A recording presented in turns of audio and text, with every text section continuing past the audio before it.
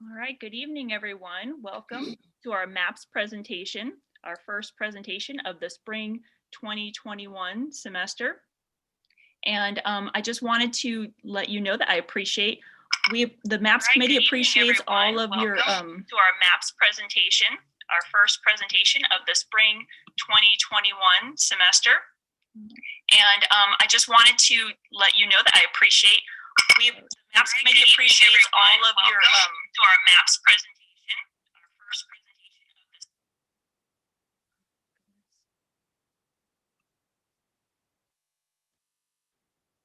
All right, I apologize for that. Had some echo issues there. So thank you for coming to the MAPS presentation, the first presentation of the spring 2021 semester.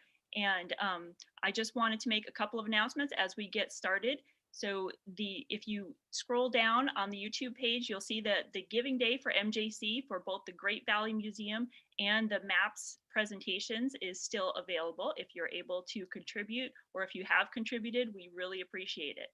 We also appreciate you attending live. If you're watching this recorded, then we hope that you get a lot out of this presentation. But if you have not yet attended a live presentation for MAPS, we do encourage you to do so, because you're going to get to ask some questions if you want to.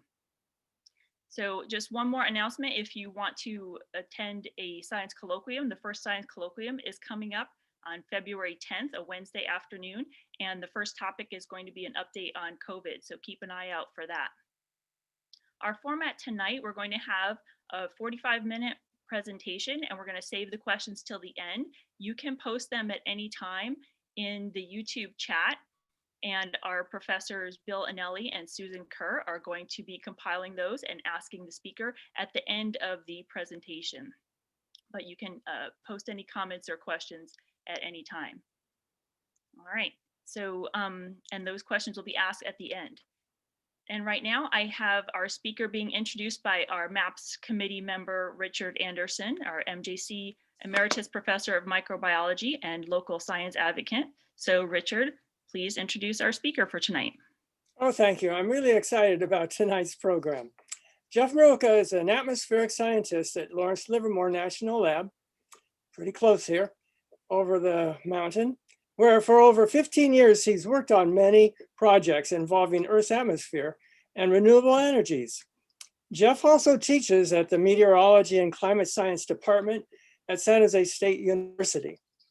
He holds degrees in geography and math from Arizona State University, and MS and PhD degrees in astrophysical, planetary, and atmospheric sciences from the University of Colorado, where his dissertation research focused on climate change processes in the Arctic. So he decided to get warm and come down here, I guess, after that. Currently, he's the principal investigator of several projects at LLNL related to wind and energy wildfires. Jeff recently moved to the Central Valley, and he's interested in promoting action-oriented conversations like this about our delicate relationship with our environment, the health of which is prerequisite for human civilization to survive and thrive. Today, Jeff's going to talk about how we can learn important things about the climate system based on last year's pandemic-related lockdowns, interestingly enough, and their effects on the atmosphere and global temperature. Thank you, Jeff.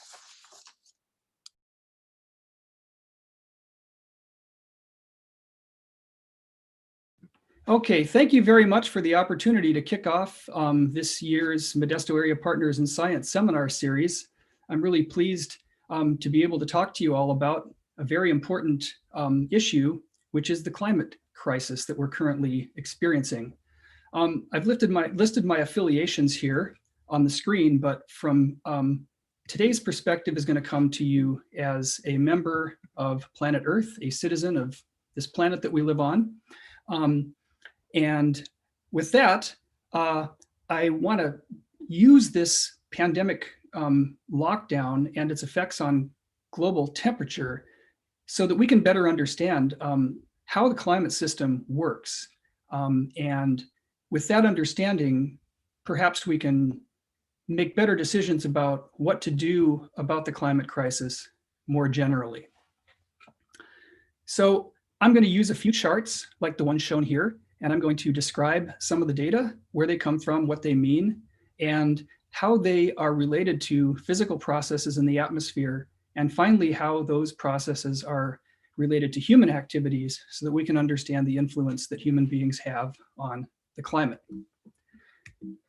My motivation is mainly to educate people who are probably curious about how the climate system works. I think there's pretty widespread understanding that the global temperature is going up. We are indeed experiencing climate change, but maybe want to understand a little bit more about some of the mechanisms that are happening behind the scenes.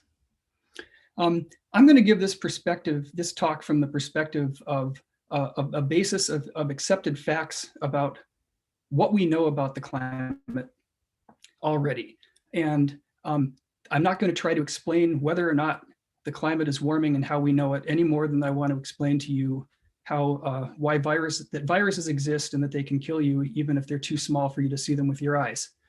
There's some accepted understanding about what's happening in the climate system. And if you want to learn more about how we know what we know, you're welcome to take my class at San Jose State. But for here, we're going to accept these as facts, and we're going to move forward towards an understanding. So with that, what do we know about the climate change unambiguously, about the climate system? Well, we know that the Earth's global average temperature is warming and that it's warming at an unprecedented rate. This graph here shows what we call the global temperature anomaly. This is the globally average surface temperature. The yellow line is the monthly value, and these red dots represent annual average values. Now, this record goes back to about 1880, and that was around the earliest time that we had really a sufficient number of quality-controlled thermometers that we could accurately estimate a global average temperature. If we want to go back further in time, there are different techniques that we can use to do that. They're a little bit less reliable. So I'm just showing the temperature from the thermometers here. And this is plotted against what we take to be an average value, which in this data record is the first 40 years from 1880 to 1920. So we take that as the zero line. And what that allows us to do is to look at the change in actual amounts of change. So we don't have to do any math in our head and subtract big numbers to get the temperature change. If you take this 1.3 degrees Celsius that we're at today, and you add approximately maybe another couple tenths of a degree Celsius going back before 1880, you come up with a number of about 1.5 degrees Celsius global average temperature that we have caused as human beings on the planet. Now, for those of you that are more used to Fahrenheit degrees, you can effectively double that. So a little less than 3 degrees Fahrenheit total. But that number 1.5 degrees Celsius might stick in your head because that's the number that the Intergovernmental Panel on Climate Change has established as a baseline that we don't want to cross because we think that things might get much, much worse if we cross that threshold. And for all intents and purposes, we're practically there already. So that's one thing to take away from this. Another is that this isn't the warmest that the climate has ever been in Earth's history. Earth has a long and varied history, and it's been much warmer in the distant past. What's truly unprecedented about what we're seeing today is the rate at which the temperature is increasing, which is much faster than anything we've ever seen anywhere in the data record. And we're pretty good at looking for these kinds of things. So the unprecedented rate of change, we fear, could have catastrophic impacts on ecosystems around the world, on life as we know it on the planet as it is today. Moreover, we're just starting this process. There's a lot of inertia behind this rise in temperatures. And even if we stopped doing the things we're doing today, this temperature would continue to rise. Current projections are for between 4 and 5 degrees Celsius by the end of the century, if we continue on the sort of business as usual trajectory. What that means is closer to 10 degrees Fahrenheit of warming. And one more caveat around that number, that's the global averaged value. In fact, the rates of warming at the high latitudes, and specifically in the Arctic, are much greater than this. So we're going to have radically different ecosystems, especially at high latitudes. And those high latitude ecosystems are going to spill over into the rest of the planet. And I'm going to talk a little bit more about that as we go on, but I just want to sort of set the table here. So one of the facts is that the climate is warming, and it's warming at an unprecedented rate. The other undisputed fact is that human activities are the primary cause, are responsible for almost all of this signal. Generally, due to the warming, the warming is generally driven by carbon dioxide emissions. These are molecules that are called greenhouse gases. I'll describe what that means in a minute. And they're emitted into the atmosphere by the burning of fossil fuels, which powers almost everything we do, which I indicate here with this cartoon of this factory spewing gases into the atmosphere. Now, the COVID-19 lockdowns came along, and they reduced industrial activities, which means they reduced the rate at which carbon dioxide emissions occurred. So this should be good for the climate, right? Well, that's what we all think. Not so fast. Fossil fuel combustion and other human activities also produce particulate matter, otherwise known as aerosols. Now, before last year, most people probably thought aerosols were stuff that, you know, our parents used when they were young to blow hair products into their hair. But in fact, they're a class of chemical particles that they're very small, so they carry the virus around, but beyond the ones that carry the virus around, they can float around in the atmosphere for quite some time, as long as they're being continually produced. But if you stop producing them, they fall out of the atmosphere very quickly. So these aerosols do another thing that's important, is they cool the planet. And I'm not talking about the virus aerosols or the things that come out of hairspray now. I'm talking about the aerosols that are created in large amounts by industrial activities. Now, interestingly, the COVID-19 impacts on our industrial activities reduce the aerosol content much faster than carbon dioxide. And given their shorter lifespan in the atmosphere, you would expect the aerosols to fall out much faster than the CO2, and therefore we should have some warming. So interestingly enough, the whole idea for this hypothesis came about, last May or so, when I was talking with some friends and articulating my hypothesis. My hypothesis was usually met with some looks of consternation and concern. So I figured I'd better put together a primer to sort of explain my reasoning around why I thought we were actually going to get warmer and not cooler. So back in May, I made a bold hypothesis that 2020 would actually end up warmer than 2019. And I put together essentially this talk to justify my position. So I'm going to walk us through that talk and that reasoning. And then at the end, we'll talk about what that means for climate change more generally. So to skip to the punchline, how did we do? Well, 2020, it turns out, was indeed the hottest year on record by a narrow margin, according to NASA. NOAA had a slightly different interpretation. It was very close second, basically due to the way these two different entities statistically try to cover the Earth's total surface area with non-uniformly distributed thermometers. So it's a statistical issue, but either way you look at it, we were either the hottest or the second hottest year in the thermometer record. And that's much warmer than anybody thought it was going to be that hadn't thought about the impact of aerosols relative to greenhouse gases. So let's understand why this happened.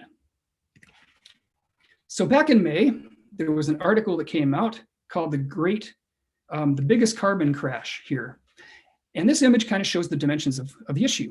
You see here a completely deserted LA freeway during the afternoon.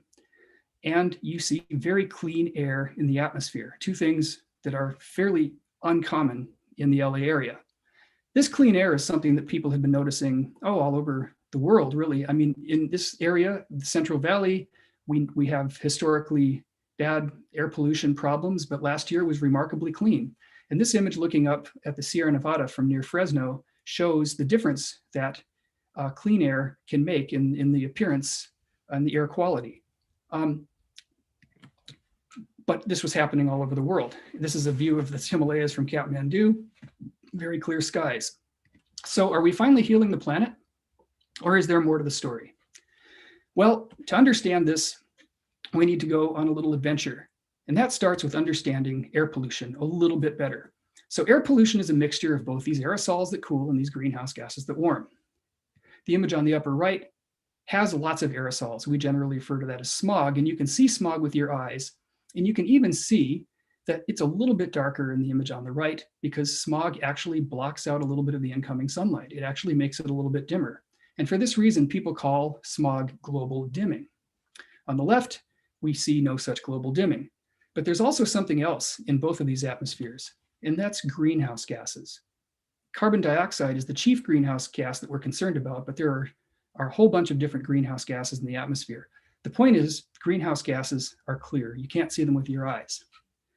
One other thing that you can see smog with, other than your eyes, are satellites. And these satellite images taken all over the world showed the very rapid decrease in smog or in aerosol content in the atmosphere after the lockdowns. And this happened all over the world. Unfortunately, you can't use satellites to measure carbon dioxide. Carbon dioxide is monitored, as everyone's aware of, with the so-called Keeling curve here, named after the father of carbon dioxide measurements, Charles Keeling. These instruments are located in remote locations, such as this one at Mauna Loa in Hawaii, intentionally to be far away from sources of carbon dioxide, because they're trying to measure the well-mixed atmospheric average value. So these instruments are not well suited to measure the instantaneous changes in carbon dioxide due to the COVID-19 lockdowns. To get at that, we have to use other methods. For example, how many fossil fuels are we using? How much fossil fuel are we actually using? So this is a graph from that article showing a reduction in congestion, in traffic, vehicular congestion, following the lockdown and relative to the year preceding it in most large cities all over the world that had lockdowns.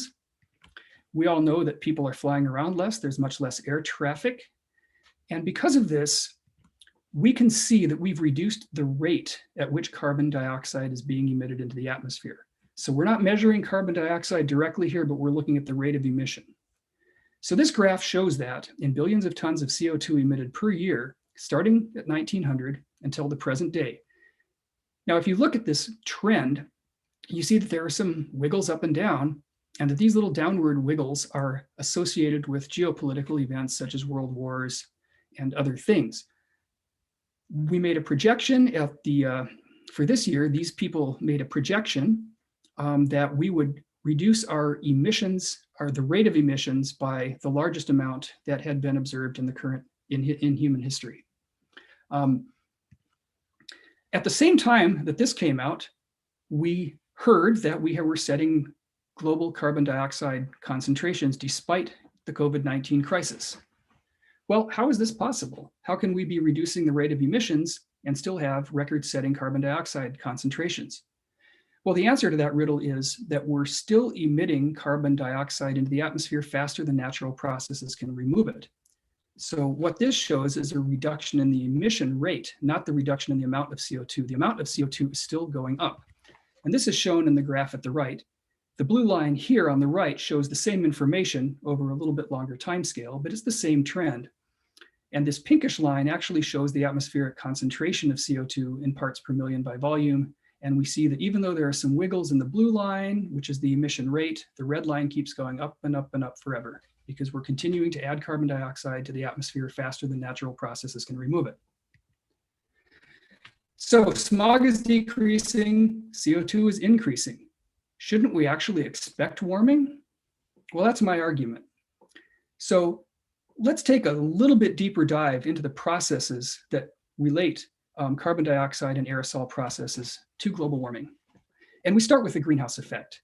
I think many people have a basic idea of how the greenhouse effect works, but I want to go over this little primer here that is the kind of thing that you would see in a simple textbook on the topic. But I want to go into just a little bit more detail so we can understand what's happening a little bit better.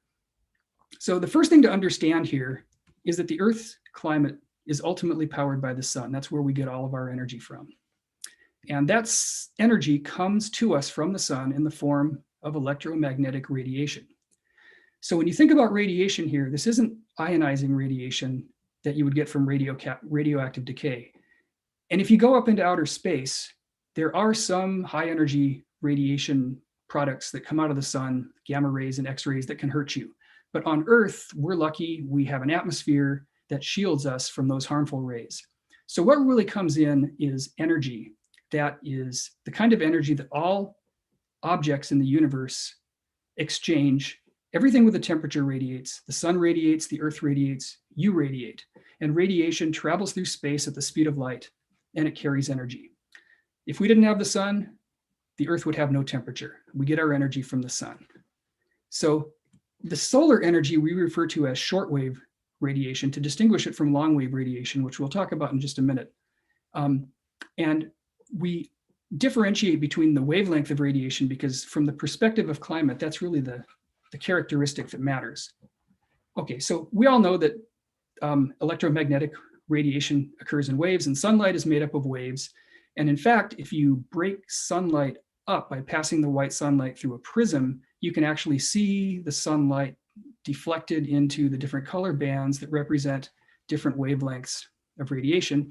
And of course, we have naturally occurring prisms in the form of rainbows that happen all the time. So we have different wavelengths, but from the perspective of climate, these are all considered short wavelengths. Okay, so following our diagram, the first panel here says some solar radiation is reflected by the Earth and atmosphere on its way into. So the solar radiation comes from the sun, it gets to the Earth's atmosphere, top of the Earth's atmosphere, and then it starts to work its way through the atmosphere. But there are some things in the atmosphere, for example, clouds. Now, we characterize the reflectivity of the Earth. We use the term albedo, and one of the components of the albedo are clouds. Clouds, of course, reflect solar radiation away. As you can see underneath this cloud to the left, it's actually dark. It's being shielded, the surface is being shielded by radiation, from radiation by the clouds. Once the radiation gets through to the surface, there are some things on the surface that are bright and reflective like snow and ice. They can reflect radiation back away. And then, of course, there are these things that we learned about on the last page called aerosols. And I'm going to denote those with this magenta arrow. So the aerosols are part of the reflectivity of the Earth that controls the amount of radiation that's coming in. The Earth today has an albedo of about 0.3, which means about 30% of the radiation is simply reflected back out to space and doesn't interact. The other 70%, the complement of that, comes in and hits the surface and is absorbed by the surface. Now, just like when you go out in the sun and you receive radiation on your face, when the Earth gets hit by sunlight, it warms up too. But of course, everything with a temperature radiates energy. So the Earth, when it warms up, it radiates energy as well. So this panel tells us that infrared radiation is emitted by Earth's surface. Now notice this is infrared radiation. So you might ask, what is infrared radiation and how is that different from the shortwave radiation that's coming in? And to understand that, there's one more thing that we need to understand from physics. And that is that even though everything with a temperature radiates electromagnetic energy, it doesn't radiate at the same wavelength. In fact, hotter objects radiate at shorter wavelengths. Cooler objects radiate at longer wavelengths. So when you have a hot sun, it's emitting shortwave radiation and it hits the Earth and the Earth warms up. The Earth is much cooler than the sun, so it emits in longer wavelengths within the electromagnetic radiation spectrum, and we call that radiation infrared.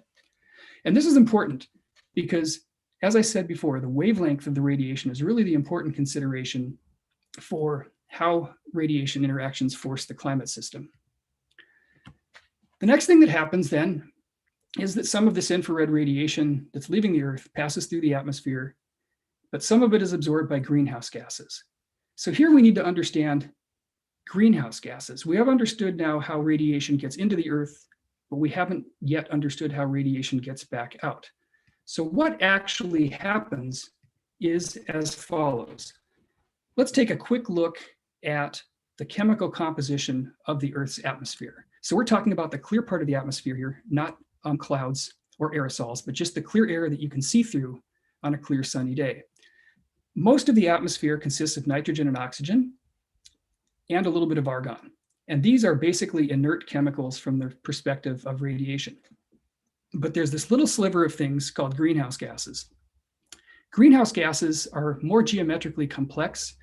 They have a three-dimensional geometry that allows them to do things that these other simpler molecules can't do. Mainly, they can jiggle around in different ways, depending on how they interact with radiation.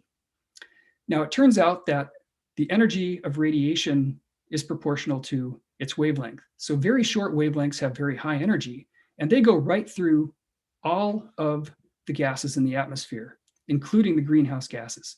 You can think of this as like X-ray energy that goes through your flesh and sticks in your bones. Okay, the shortwave radiation goes through all of these gases. But the infrared radiation, when it interacts with these greenhouse gases, since these are longer wavelengths, they have lower energy. And some of these energies are able to tickle these molecules and make them jiggle and vibrate in different ways. And every time that happens, you cause the molecule to vibrate differently. You change its energy state. And that change of energy state absorbs exactly the right amount of energy to make that change. And since that right amount of energy to make that change depends exactly on the wavelength, these gases, they absorb some wavelengths and not others. They absorb the ones that can cause them to vibrate differently. So when they absorb that energy, just like everybody else, they warm up. And when they warm up, they radiate energy as well. So when the greenhouse gases emit the same radiation that they received, they emit some of that radiation upward to space, some of that radiation out to the sides where it can be absorbed by other greenhouse gases in the atmosphere and warm the atmosphere, and some of that radiation gets radiated right back down to the surface. So this additional surface radiation that comes from the greenhouse gases in the atmosphere causes the Earth's surface and lower atmosphere to warm. And this has caused about 60 degrees Fahrenheit of warming before any human beings landed on the planet and started digging it up and burning everything in sight. This is a naturally occurring warming that we're very happy to have. If we didn't have this natural greenhouse warming, it would be a much colder planet. So we came along and we started burning everything in sight. Now, when we burn fossil fuels, of course, we create the emission products that we spoke about earlier today, one of those being carbon dioxide. Carbon dioxide is a major greenhouse gas. So by burning fossil fuels and increasing the amount of carbon dioxide in the atmosphere, we increase the greenhouse effect, which leads to more warming. That's pretty well understood. We also add aerosol particles to the atmosphere. And remember, the aerosol particles have a cooling effect. So we actually do both of these things when we burn fossil fuels, cooling and warming. So you can think of the Earth's atmosphere as sort of like a thermal bathtub where you've got the spigot feeding heat into the system up here, and you can reduce the rate of flow in by adding aerosols, or you've got the drain down here, and you can plug up the drain by adding greenhouse gases to the atmosphere. And it's basically that simple. Now, the timescales of the equilibration can be very long, and some of the transients about how the climate evolves over shorter timescales can be difficult to predict. But in the long term, this is the basic balance that controls Earth's temperature, Earth's global average temperature. So the next step is really to get a handle on what are the relative sizes of the warming and the cooling terms that we're adding by our human activities. So to do that, we can look at this neat little graph that looks a little bit busy here. The first thing I'm going to do is remove some things that we don't care about because they're distracting. What this graph is showing is what's called effective forcing in watts per square meter. Now, solar radiation, the radiation that comes in from the sun, has the units of watts per square meter. And when we add greenhouse gases to the atmosphere, we're radiating more energy back down to the surface, and it has the same units. So by adding greenhouse gases to the atmosphere, we increase the amount of radiation in watts per square meter coming down to the surface of the Earth. Okay, and we all know this pretty well, that our fossil fuel combustion is creating greenhouse gases. And over time, so we're starting here in 1880 as the zero mark, we're wondering how much have the additional greenhouse gases put into the atmosphere by human activities changed the radiation balance? We increase the amount of radiation coming in over time because we burned more fossil fuels and added more greenhouse gases to the atmosphere. And this in turn has caused more radiation to reach the surface, which has caused the surface to warm. And I want to make a point here that this isn't new information.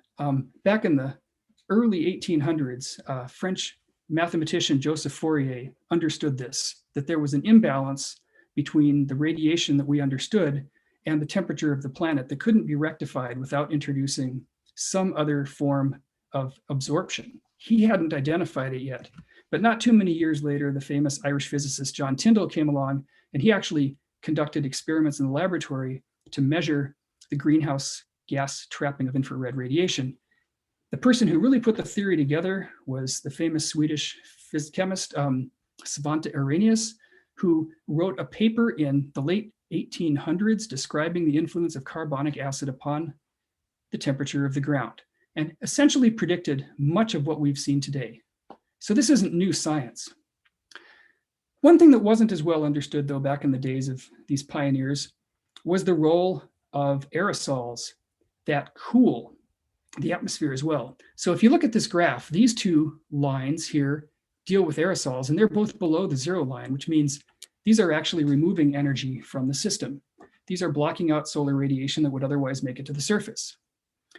Now, aerosol effects are really complicated, and I'm not going to go into a lot of the complication, except to say that there's the direct effect of aerosols when you put them into the atmosphere and they reflect sunlight away, but they also tend to make clouds brighter. They provide more condensation nuclei for the little water droplets to form on, so you get a larger number of smaller droplets, which makes the cloud look brighter, and clouds reflect away more radiation. The other thing, the aerosols, some aerosols are dark aerosols, and we call these black carbon.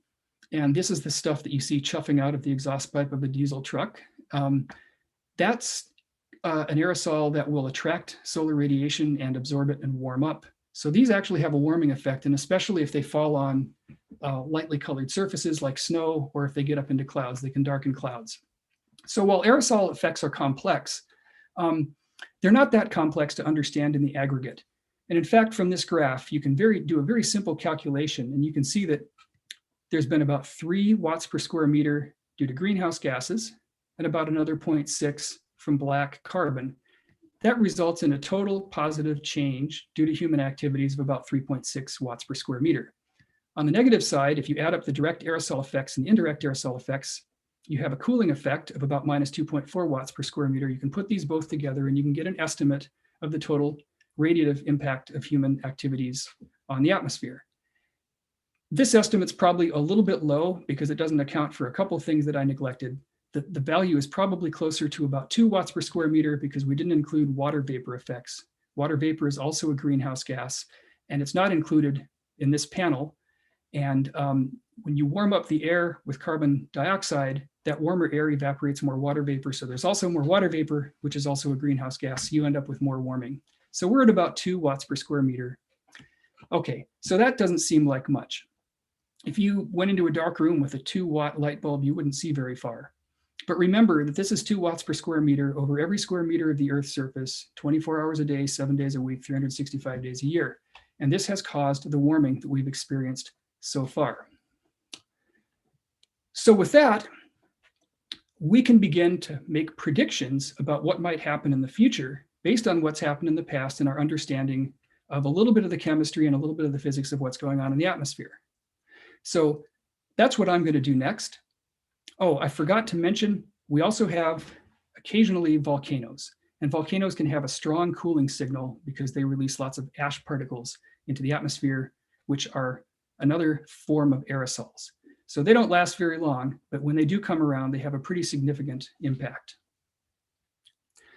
So we basically have all the tools that we need now to make a prediction about what we think might happen to the climate based on a COVID-19 induced lockdown.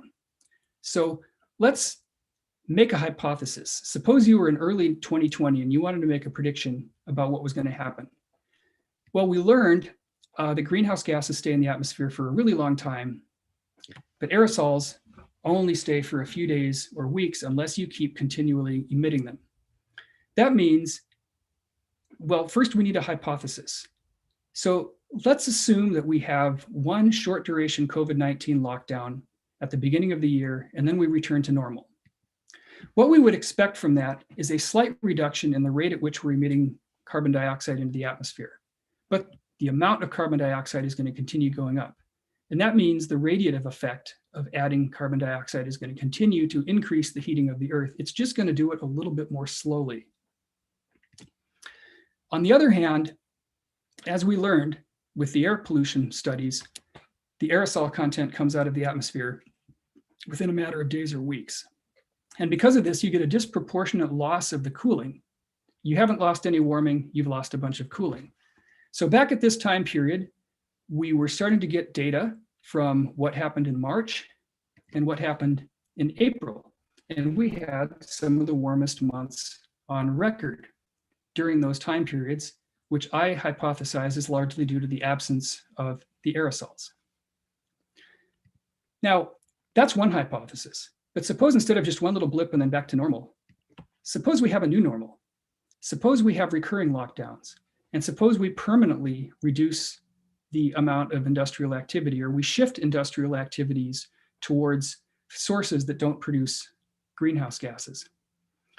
What might happen then is that we would increase the carbon dioxide in the atmosphere more slowly. We'll be emitting it more slowly, so it will be accumulating more slowly, but as long as it's accumulating faster than we can remove it, it's going to continue making the planet warmer. But on the other side, if we can't get the aerosol production back to where it was, we're going to end up with much less cooling and more warming.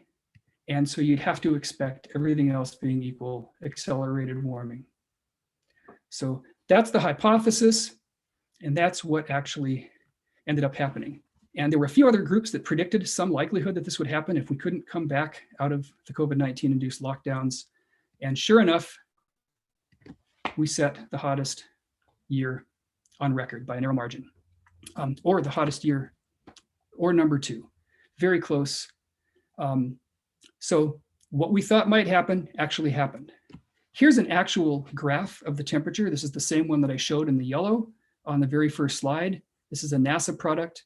And this basically shows us what we were talking about, that this year, 2020 global average temperature was warmer than 2019 and even just a little bit warmer than 2016, which was the recent really, really hot year. Now you might notice that these really hot years are called super El Niños. I want to just briefly show why we label those super El Niños, because they're important. Why are they important? This is an image of the last 60 years on the right of the temperature that we've observed in the blue lines going up and down with the black squares showing the average annual values. What we're showing down here is the strength of either the El Nino or the La Nina index. And I'll explain what those are in just a second. But a big red spike shows a strong El Nino, and a big blue spike shows a strong La Nina. And these are actually volcanoes. And so when you look at the high frequency variability, these year-to-year changes, you can attribute a lot of those to these kinds of factors.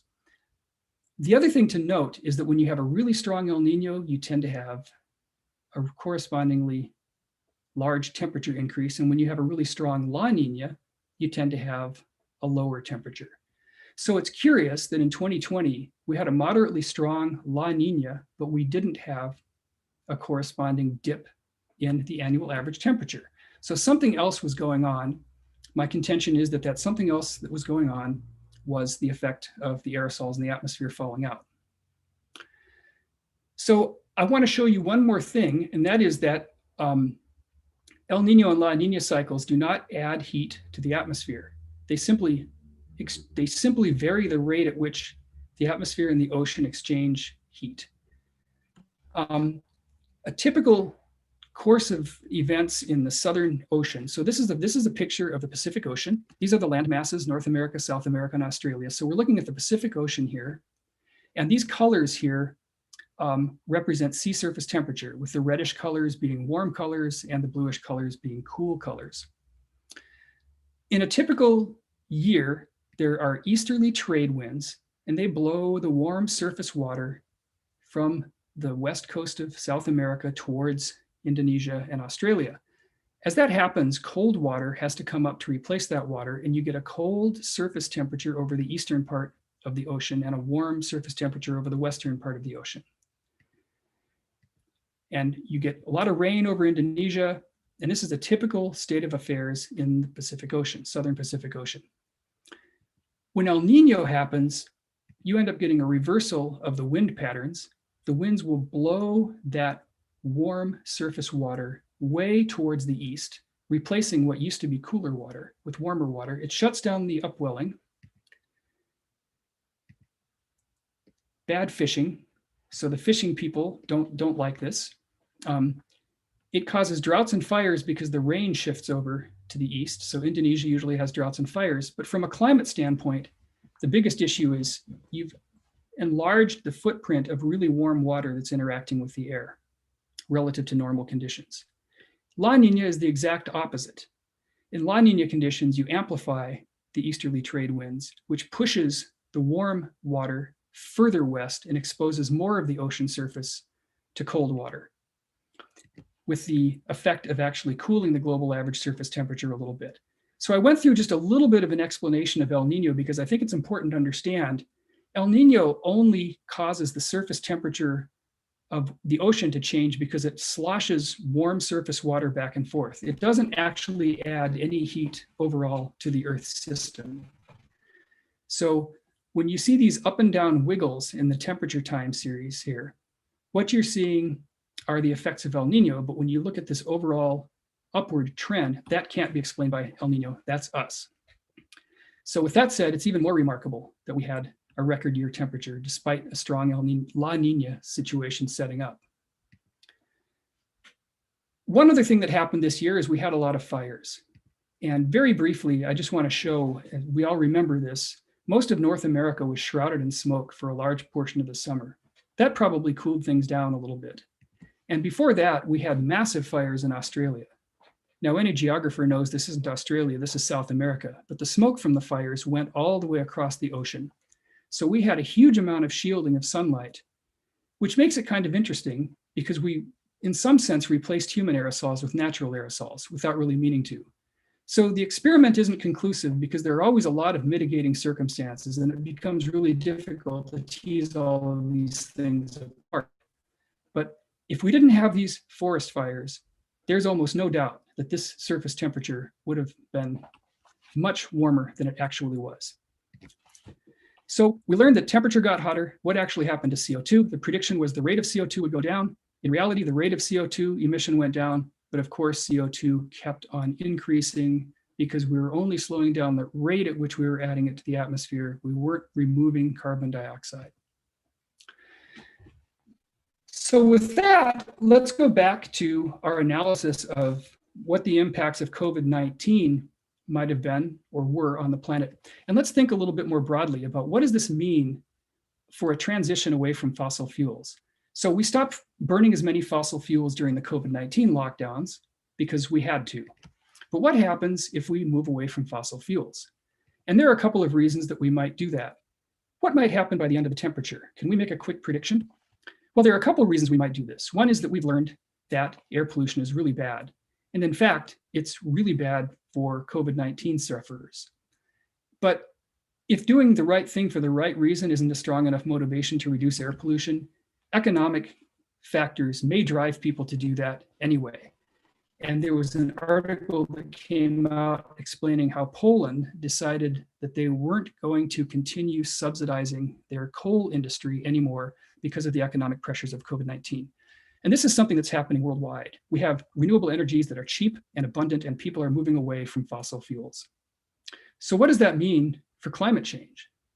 This is kind of like a sustained COVID-19 lockdown. So let's see what might happen. Well, if we stop burning fossil fuels, we're going to reduce the aerosol cooling because we're going to take particulate matter out of the air. And that's going to be great because we'll have beautiful, clean air to breathe, but we're removing all of the cooling effect. Meanwhile, it's going to take a really long time to bring the actual carbon dioxide content down because we're still going to be burning some fossil fuels and we're still going to be burning those fossil fuels and creating carbon dioxide faster than natural processes can remove them. More warming is in the pipeline. The question is, what can we do?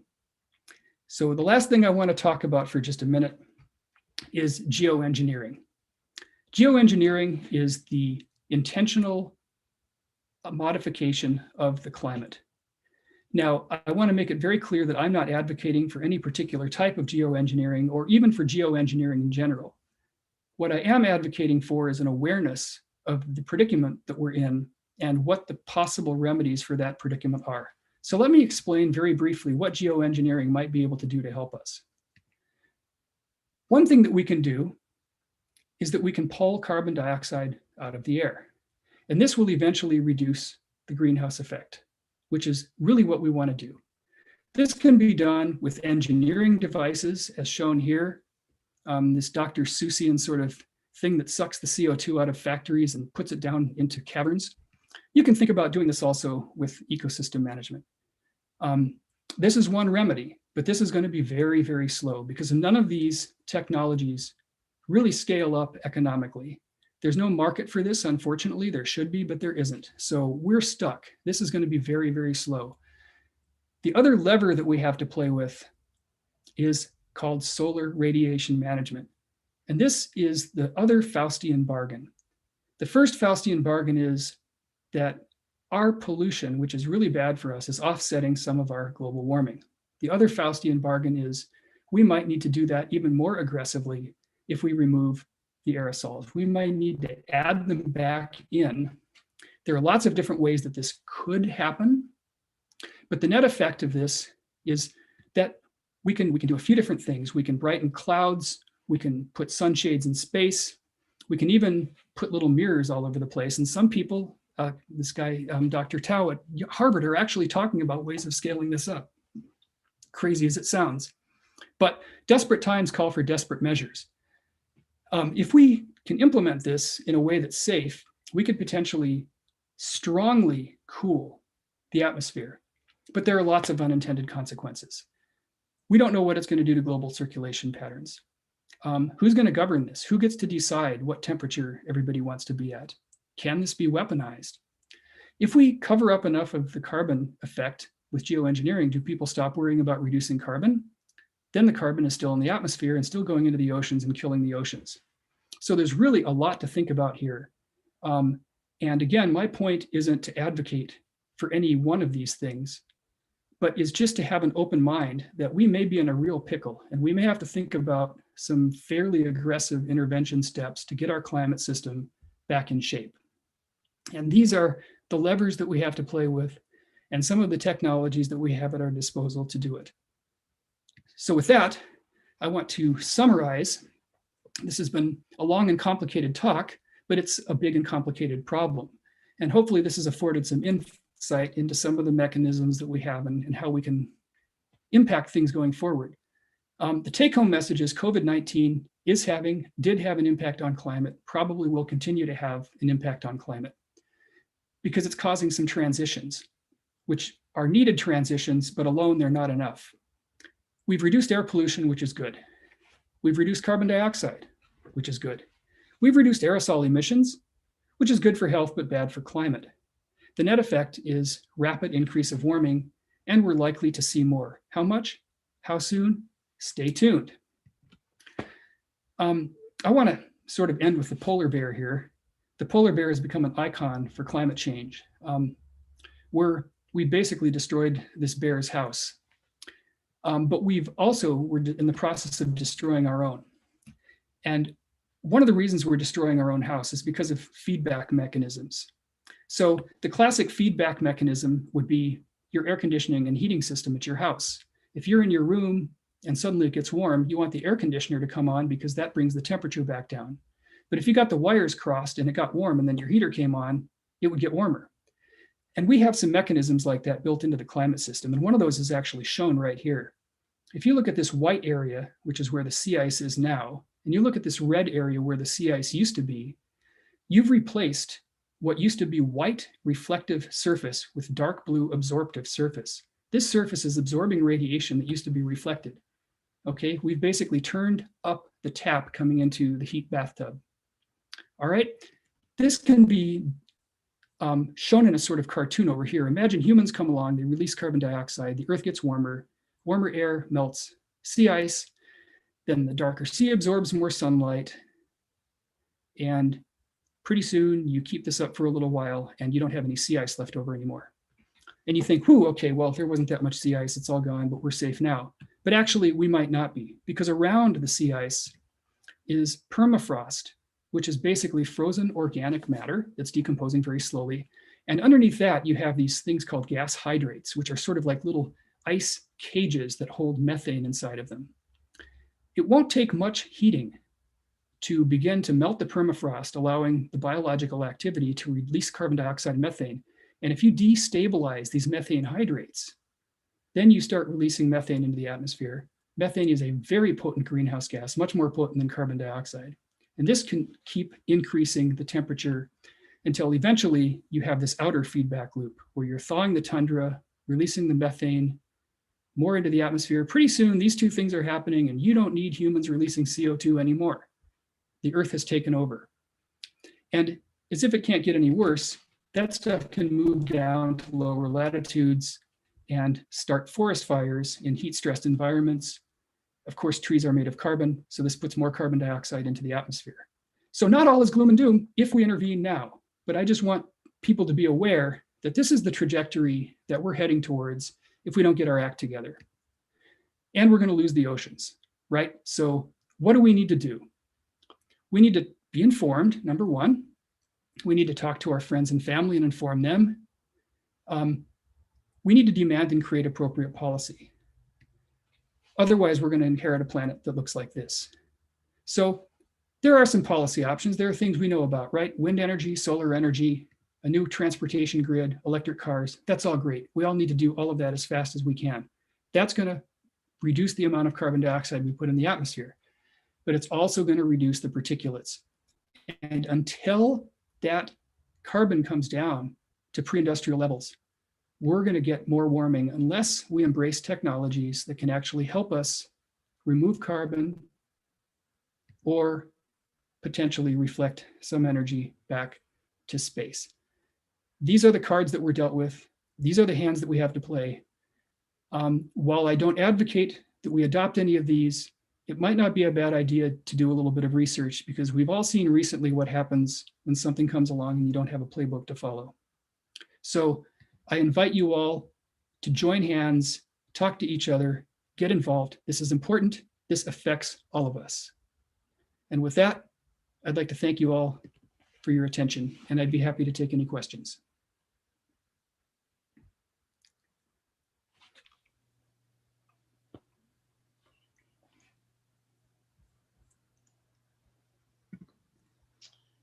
Okay, thank you, Jeff.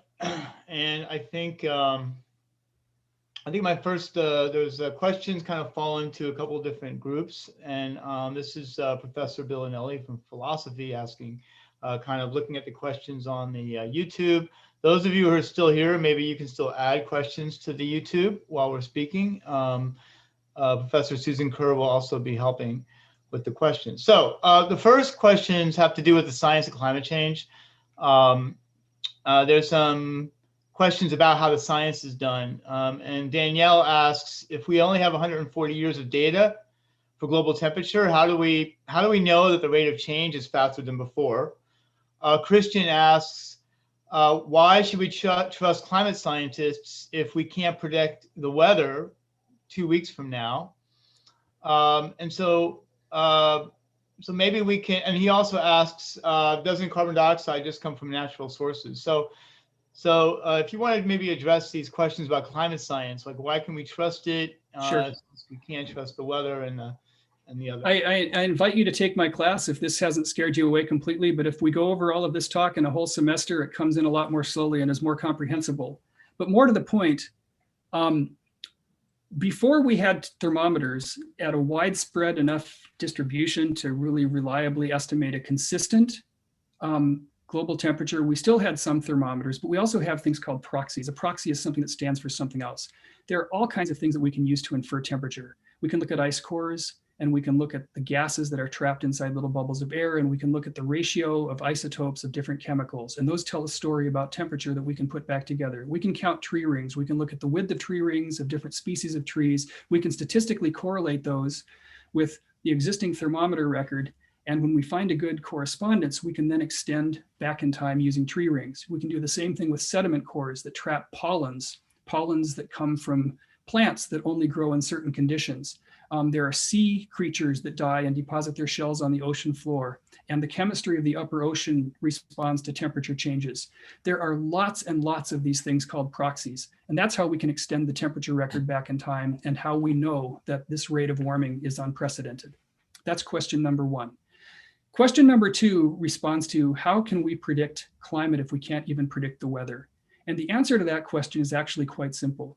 The reason we can't predict weather is that we need to know the exact initial conditions very precisely in order to predict things in a few days in advance, to keep track of where an individual storm is going to go, for an example, like a hurricane. Okay, you see these spaghetti plots, right? They run these models out, and different models shoot the hurricanes out in different direction.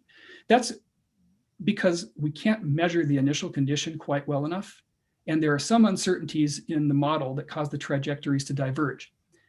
Climate models are different. They're not trying to predict where one hurricane is going to be in 10 days or 100 days or 100 years. They're trying to predict the statistical distribution of weather patterns over the globe. And that turns out to be something that's called a boundary value problem. It's not dictated by the initial condition, it's dictated by the boundary condition. And what is the boundary condition? The boundary condition is radiation, right? So you add carbon dioxide to the atmosphere, you're adding radiation, you're heating the surface. What are the impacts of that on the general circulation of the atmosphere and the ocean and the ice? You can make those kinds of predictions, even though you can't predict what the weather is going to be more than 10 days out.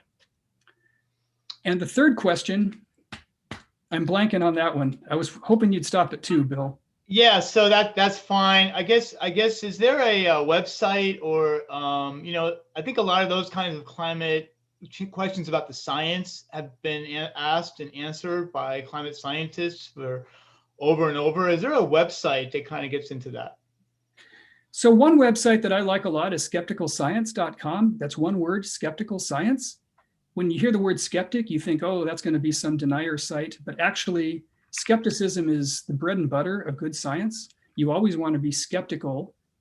As Neil deGrasse Tyson likes to say, you want to be aware of why you're wrong as much as you want to be aware of why you're right. So scientists, real scientists, are always probing their hypotheses and reevaluating their assumptions. And so Skeptical Science is a great website. It has lots of, relatively simplistic to more advanced debunking information, so that if you want to have, dinner with your crazy uncle who believes that climate change is a hoax, you can arm yourself with some tools to do battle in those kinds of frames. NASA is a good site. They have a lot of public information. It's pretty digestible. They're pretty trustworthy.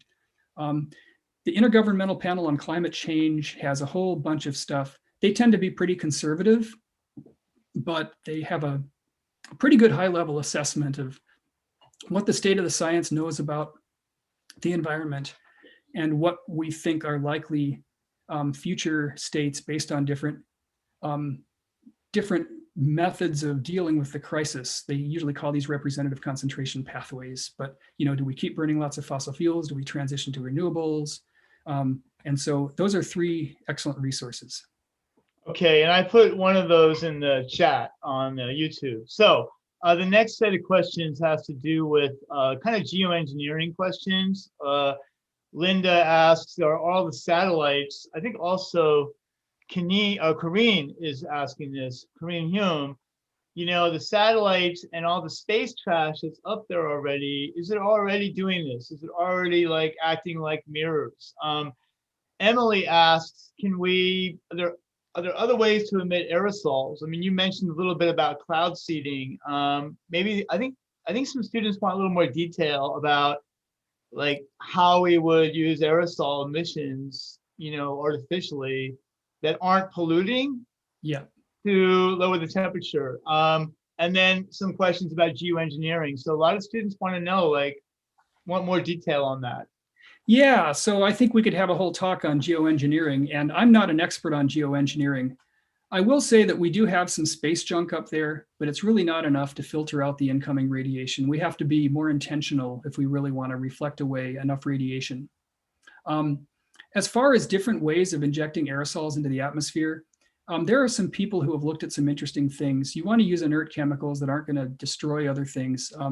There's a fear that some things can interact with ozone in the stratosphere. Ozone is vital to human health, or the health of really all plant and animal life on Earth, because it filters out ultraviolet radiation, which is very harmful. So you don't want to be screwing around with the ozone layer like we inadvertently did back with the CFCs, back in the 70s and 80s.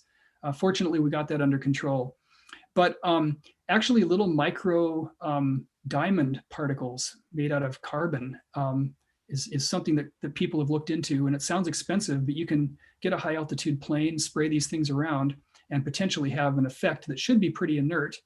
You wonder what happens when that stuff settles out, but maybe it's like nano, sized particles, and there's a whole. This is why I call this a Faustian bargain. There are a lot of unintended consequences. We don't have a good research program around this, and we probably need to. But there are other things that can be done to brighten surfaces. This mirror reflection idea is actually pretty interesting. Sometimes the low-tech answer is the better answer because you're not doing anything to the atmosphere. Now, you might want to think about where you put the mirrors, how many you put up. You don't want to be blinding all the pilots who fly around over these things. There are things that you can do to fertilize the ocean, to get ocean life, to spew more. There's this dimethyl sulfide that comes out. There are things you can do with trees. There's really a whole bevy of things that you could do. The problem is we don't know which ones to pursue because we don't have a research program. All right. There's a couple of questions about public policy. President Biden or other public policies that would effectively address climate change. And I think they also tie into a couple of questions about how best to reduce greenhouse gas emissions. I think in the overall scheme of things, Biden's climate and environment policy is about as good as we could have possibly hoped for. I think this is an administration that understands the gravity of the situation and the magnitude of the commitment that's going to be required. Getting us off of fossil fuel and onto renewables is a great first step. It's an absolutely necessary condition because we've got to stop emitting carbon dioxide, but it's not a sufficient condition for the reasons that were articulated earlier. The extent to which the administration will get bold and maybe look into other options remains to be seen. But you don't start finding answers until you start looking for them. So I'm cautiously optimistic. And I'm going to ask a question. There was a question about sometimes to us it seems like 1.3 degrees centigrade, or what is that, 2.5, 3 degrees Fahrenheit, or even 10 degrees Fahrenheit change. That doesn't seem like a lot, right? Sometimes, but what you're saying is that could lead to ecosystem spillover. I guess an average. In the beginning of your talk, you talked about a 10-degree Fahrenheit increase leads to ecosystem spillover. Could you give a little more details about what we're looking at if we continue without reducing emissions, without doing any kind of geoengineering, maybe in 50, 70 years? How bad really, what does that mean? How bad will it be? So I'm not a biologist or somebody who understands ecosystem dynamics well. What I do understand are exponential functions, and they can come up and surprise you because they start out changing real slow, and before you know it, you're in a heap of trouble. This just happened with the coronavirus. Remember when there were 15 cases? So when you look at the temperature graph, you see not just a steady rate, but an increasing rate over time. You see that in carbon dioxide content in the atmosphere. You see that in methane content. You see that in the rate of sea ice loss and sea level rise. When you see a bunch of different dynamical systems on exponential trajectories, you ought to be worried. So, what are some of these feedback tipping points? So we're seeing more and more forest fires, right? Forest fires are part of a positive feedback. They emit carbon dioxide into the atmosphere when they burn. And now there's more CO2, which is going to dry things out even more. You also tend to see more extreme weather. So, even if the global average isn't changing by much, if you change the distribution, if you still get the same amount of annual average rainfall, but you get it all in December, that's not going to be real good for agriculture. So we are not just changing the mean value here, but we're changing the whole distribution. We're changing the width of the distribution, which affects the likelihood of large outliers, long droughts, heat waves, strong storms. Last year's hurricane season, unprecedented, largest number of extreme storms, rapid spin up. Nicaragua got hit by a massive hurricane twice in about 2 weeks. Never happened before. So yeah, there's a lot that we don't understand, again, about these transients. But what we're seeing in terms of the distribution, the likelihood of extreme events, is really consistent with what the original climate scientists like James Hansen, were starting to see in their models back in the 1980s. So again, this isn't to scare everybody into some sort of hedonistic death march or to get people to tune out. There are a lot of opportunities here, but we need to take the problem seriously, and it's good to have an administration that sees it that way. And I'm going to ask my colleague Susan, are there questions I didn't notice before I look back at the chat?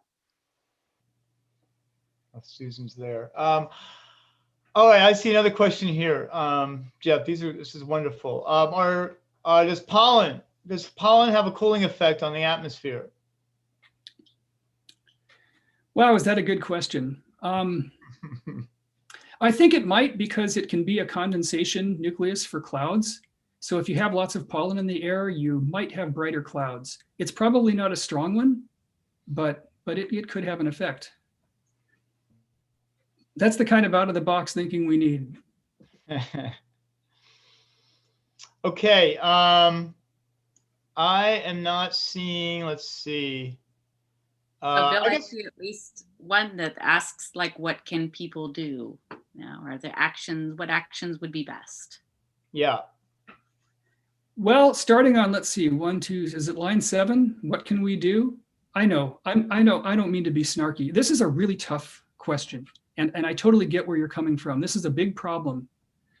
I optimistically would view this, though, as such a big problem that everybody can find a place to fit in. We need more science and engineering, but we don't just need science and engineering. We need practical utility. We need communication. We need policy. We need legal equity representation. A lot of the environmental issues that we're seeing are of the same type of environmental equity as some of the other societal problems that we've become aware of in the last couple of years. If there's one silver lining that can be taken away from everything that's happened, I think we've put a lens on some of these systemic problems that we've sort of looked away from because we've been busy trying to keep up with the ever increasing treadmill. But we're now shining lights into dark places that we've sort of looked away from. And there's a moment of reckoning when you see what's under the rug, but then you know what it is, and it's the first step towards solving a problem, is realizing that you have a problem. So I think we need to be alarmed and motivated, but don't feel like these things are so big that we can't solve them. We've solved problems as human beings. We're in a little bit of a rut right now, but we've ended other forms of oppression and servitude and violence and subjugation. We've fixed other environmental problems. We got rid of acid rain. We took care of the ozone problem. We'll eventually figure this out. I think we always have before. So, but it kind of takes being backed into a corner sometime. And I think we're backed into a corner now. So maybe we'll come out swinging and we'll do this. But again, I know I didn't exactly answer your question, but do you like art? Do you like music? Do you like persuasive writing? Do you like poetry? Do you like photography? What do you like to do? Do it around the environment or the social justice issues or whatever slice of this really excites you and motivates you, and you'll make a contribution. And I'm just going to jump in for a second, and that probably means climate putting a price on carbon. There needs to be something so that we lower our emissions, and that's carbon pricing is discussed and so forth. There's another question about, do you have any idea if the climate carbon diamonds could actually help the problem? David Martin asks that. Do you have any idea if the climate carbon diamonds could help the problem? I'm going to refer you to Professor David Keith at Harvard. who is probably the most prominent exponent of starting a research program in geoengineering to investigate some of these things. He's actually the creator of that carbon vacuum, that Dr. Seussian cartoon that I showed you there. And he's actually got a private company that's making those things now. That would be a really good resource for some of the nitty-gritty on that stuff. They've vetted a lot of the economics and the technologies, so they're ahead of the curve. And Jeff, I have a question for you as a climate scientist, atmospheric scientist. What are like the top 3 questions about climate change that scientists don't know? Like they're still trying to figure out that excite you, that are really cutting edge questions? I think it's difficult to understand the feedback mechanisms and where the tipping points are. And, there may be some good surprises too. We often find that, the river that, lit on fire 100 years ago is now thriving. We see plants growing up through cracks in pavement. Life, as the character, the scientist said in Jurassic Park, life finds a way. And it's sometimes amazing to see how resilient things can be. There are a lot of really interesting questions about climate that would probably take a little longer to explain in detail, but I think those will work for now. Okay. Susan, are there other questions? I think I covered all of them in the chat that I could see. I would agree. I think you've covered them. Nice job. All right. Well, Jeff, thank you so much for your illuminating talk on aerosols and the COVID era and climate change. And what's our next event? We want to remind folks, next MAPS event. Does anyone just chime in and mention that? Our next one coming up is in February. We have one a month, and we have one on a land dedicated to science, the Antarctic Treaty and its environmental protocol. It's going to be on Friday, February 19th. So we hope to see you back there then.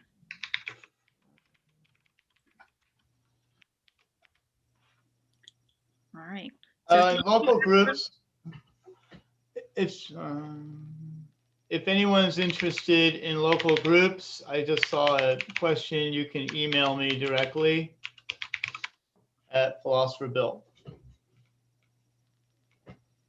That's all I have. I will thank you very much, Jeff, again for coming and letting us know, I think in a really very colorful and really easy to understand way what complex system the atmosphere of our planet really is.